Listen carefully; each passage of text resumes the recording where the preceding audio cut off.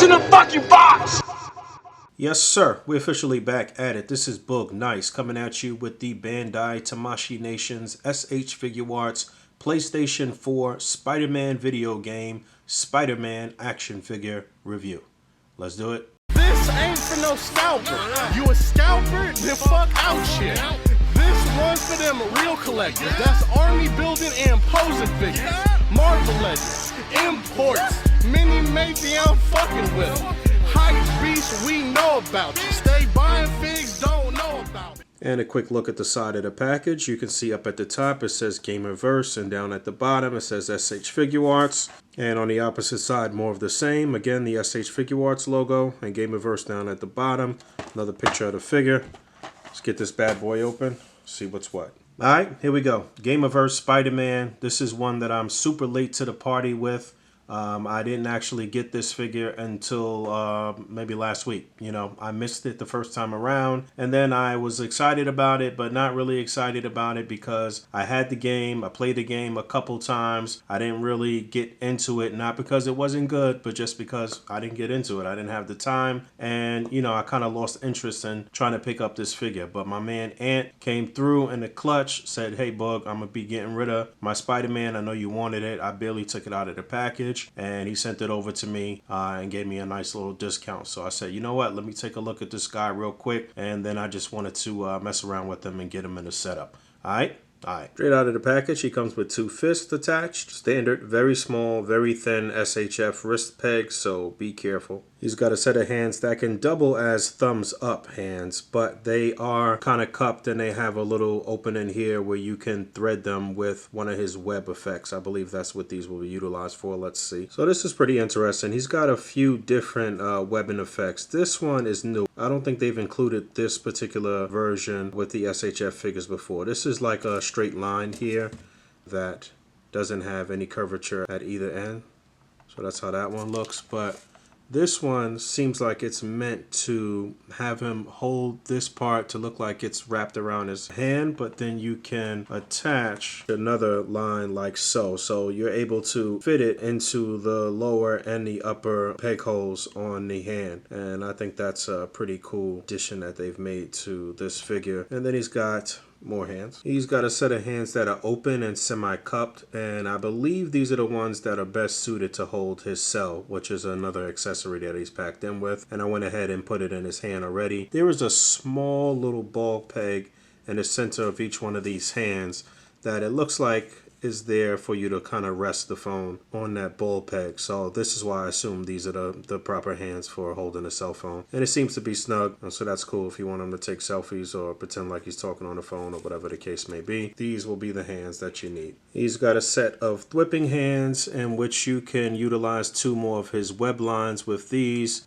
These are like a standard design that have been coming with the SHF Spider-Man figures since the beginning, and they have a little circular ring at the end that allows you to pop the hands off, attach it to the end of the wrist, and then put the hands back on. And people have utilized these with other figures as well. It's a really cool design. It's a good design, and these work out just fine. He's packed in with a set of hands that are semi-open. These are a bit more relaxed. I don't know if they're supposed to be utilized to hold one of his other accessories, which is this little ball. I don't know what this is for. Help me out in the comments below.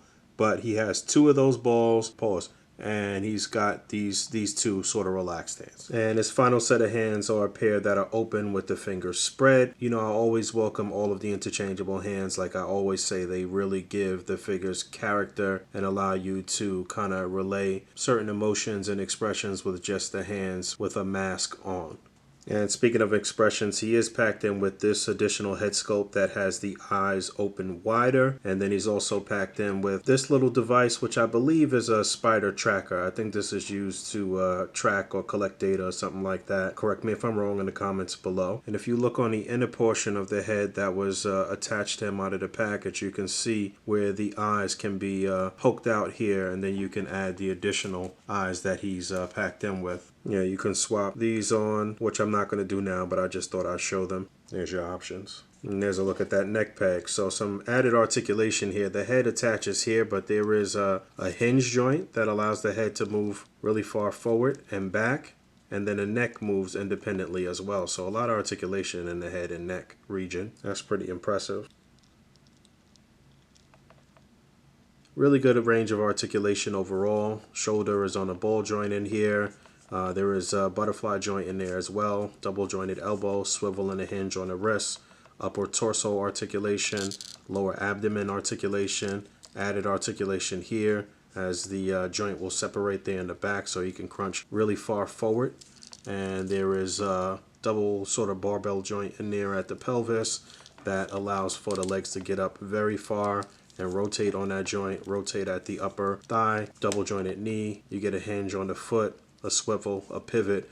One of my gripes though is I wish that the hinge was deeper here on the foot, but there is a very good range of motion, probably one of SHF's best articulated figures. All right, a real quick size comparison from left to right. We have the Marvel Legends Pizza Spider-Man. Then we have the amazing Yamaguchi Revoltech Spider-Man. Then we have the SHF Homecoming Spider-Man. And then we have the PS4 Spider-Man. Then we have the Mafex Comic Spider-Man. And then I wanted to get in another Mafex figure, which was the Homecoming Mafex Spider-Man, the movie Spider-Man. So I thought that Spidey was a little on the small side and that he was going to be about the size of the Homecoming Spider-Man, but you can see he's a little larger than him. But I still think he probably should have been just a tad bit larger.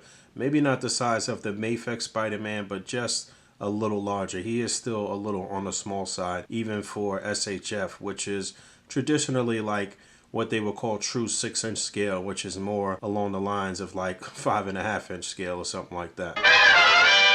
Alright, I'm getting up out of here. I got sidetracked for quite a while trying to really get comfortable with shooting pictures and videos. I keep saying that with every video. The reason that I'm reviewing all of this old stuff is just for the practice. Just for the practice shooting video and getting comfortable with the settings and trying to shoot a bunch of pictures, and I got a bunch of setups that I want to do. Solid offering here from S.H.Figuarts. My major gripe with this figure is that he is too small. This is an adult Peter Parker, not a teenage Peter Parker, and I think that the figure should have been a little larger. But in terms of the paint, the way he looks, the way he feels, the articulation, all top notch in that regard. I think SHF did a really good job there. So stay tuned. I have quite a bit of reviews and pictures and setups to get to. This coming weekend is Toy Fair, so I'll be diving deep into that. And yeah, stay tuned. All right, thanks for hanging out. As always, rate, comment, and subscribe. And until next time, peace.